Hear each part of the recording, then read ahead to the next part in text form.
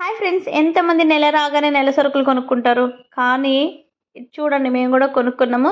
చూడడానికి చాలా తక్కువే ఉన్నాయి, కానీ కాస్ట్ మాత్రం చాలా బాగా పడ్డది.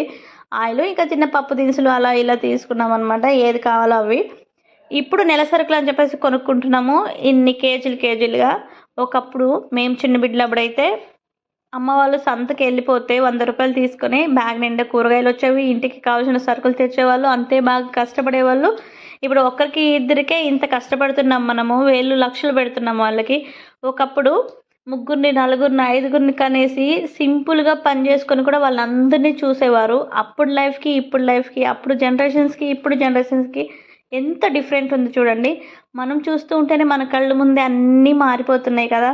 ఏదైతే ఏముందండి, ఓల్డ్ ఈజ్ గోల్డ్ అని ఊరికే అన్నారు. ఒకప్పుడు వేలల్లో వందల్లో సంపాదించి ఆరోగ్యంగా ఉండేవారు, అలాగే ఇంటికి అన్నీ తెచ్చుకొని ఎక్కువ మంది పిల్లలు కనుక్కొని కూడా సంతోషంగా ఉండేవారు. కానీ ఇప్పుడు తక్కువ మంది పిల్లలు కనుక్కొని లక్షల్లో వేలల్లో కోట్లలో సంపాదించి కూడా అనారోగ్యం పాలైపోతున్నాము, హెల్తీ ఫుడ్ తినలేకపోతున్నాము, పిల్లలకి మంచిగా చదివించలేకపోతున్నాం. అప్పుడు అందరూ గవర్నమెంట్ స్కూళ్ళల్లో చదివాలి కాబట్టి అందరికీ ఖర్చులు తక్కువ ఉండేవి. ఇప్పుడు పోటీల మీద చదివేస్తున్నాం పిల్లల్ని, అందుకనేసి వాళ్ళు కూడా బిజినెస్ లాగా తయారు చేసేసుకున్నారు స్కూల్స్ను కూడా. ఎవరు ఎక్కువ డబ్బులు కడితే వాళ్ళకే చదువు అన్నట్టు ఉంది. అందుకే అండి ఓల్డ్ ఈజ్ గోల్డ్ అని ఆ ఊరికి అన్నారు కదా.